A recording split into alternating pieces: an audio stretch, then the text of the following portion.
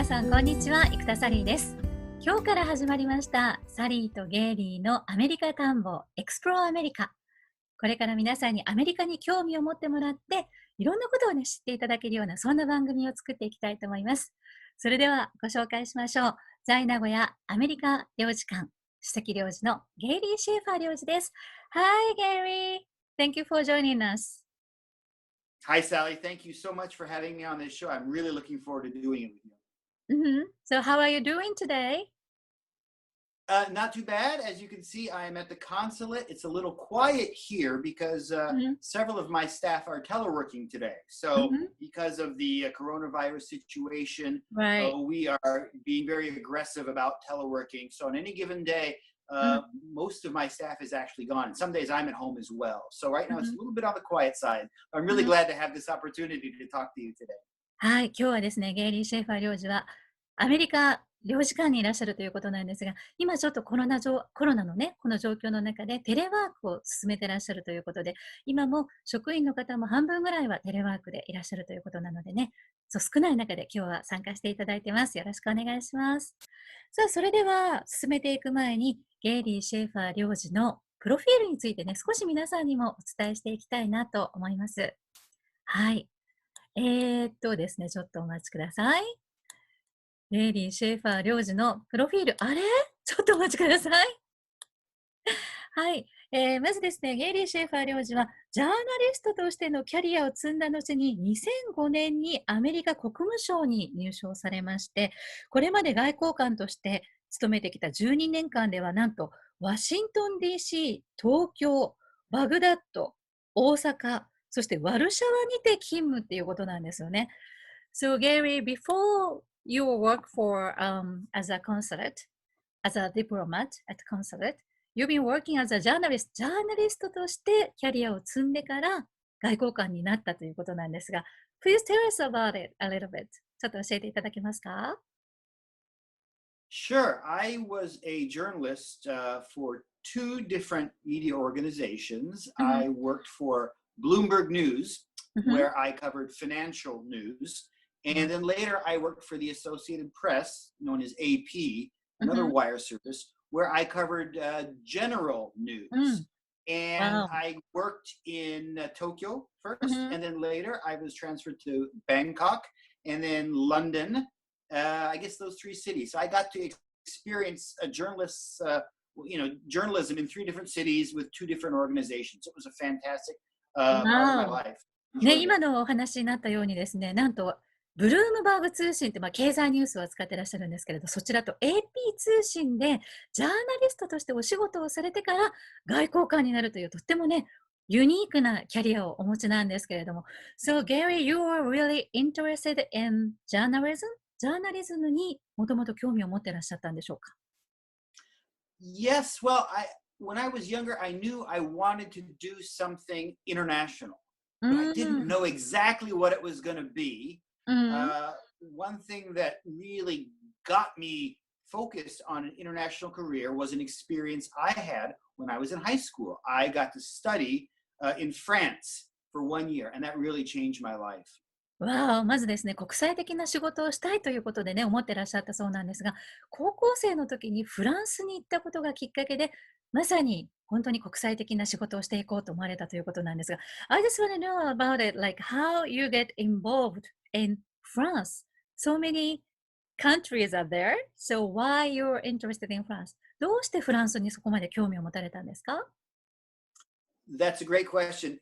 Actually, my mother was a French teacher in junior high school, and she was a big influence on me. She had studied in France when she was in college, so she had that study abroad experience and very much encouraged me to follow in her footsteps. That was one thing.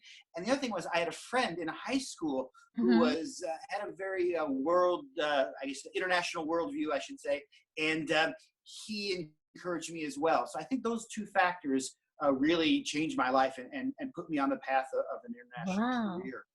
わおね、今お聞きになったように、ゲイリー・シェーファー領事のお母様がフランス語の先生だったということで、そのフランスの影響を受けてですね、お母さん自身も大学の時にフランスに留学した経験があるということなんで、そういうことがね、影響したというのと、あと高校時代の友達の影響もあるということなんですが、So your mom was a French teacher. She was really interested in France when she was teenager.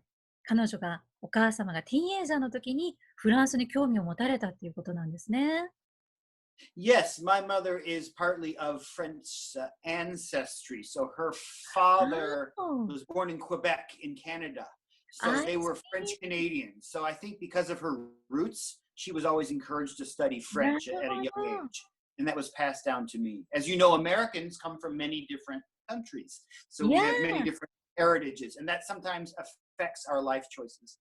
わあ、そうですよね。アメリカはその歴史の中で世界中の方がね、移り住んで今のアメリカという国が作られていると思うんですけれども、私も行ったことがあるんですが、カナダのケベックって本当にフランス語で皆さん生活されてるんですよね。もちろん観光客が来るような場所は英語を話されるんですけれども、本当にフランス人の方の、移り住まれた影響を色濃く受けてて、いまだにフランス語が、レストランとかに行くと、フランス語のメニューが先、フランス語のメニューしか置いてないようなところもあったりするぐらいなんですが、じゃあ、ゲイリー・シェーファー領事のお母様の、お父様がフランスの、カナダのそのケベックということで、フランスの方の流れを組んでフランス語に興味を持ったということなんですね。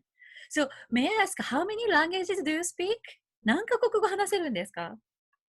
Well, う when ん。as I said, I learned French when I was in high school, and う then ん。later when I got into college, I started studying German あ、because I thought I would like to be a European specialist.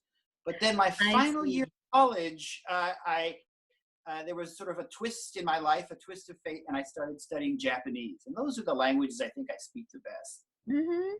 So you speak French, German, Japanese, of course And I English. did, and I did study some Polish and Portuguese since becoming a diplomat. わーお。ということでね、ゲイリー・シェファー領事はなんと、もちろん英語ですけども、フランス語、そしてドイツ語、ヨーロッパのね、ことを勉強していこうということで、ドイツ語も勉強されたということで、その後に日本語、そしてポーリッシュ、ポーランド語もお Yeah, 話になる yeah. ということなんですね。外交官になるためには、それだけいろんな言葉を話さないといけないと思うんですけど、So, how many languages are requirement to become a diplomat? 何カ国語ぐらい話せないと外交官になれないんでしょうか？ Well, the American system is very, very interesting. You don't have to know a language う to ん。 become a diplomat. It helps. It helps with your test score. う You did ん。 not know a language. But after you become a diplomat, the State Department has a school, a language school, あ and you get to go to that school あ、and I study see. the language of the あは country that you are going to. So it's a really, really good system where the government helps us diplomats, trains us before あ each of our は。assignments.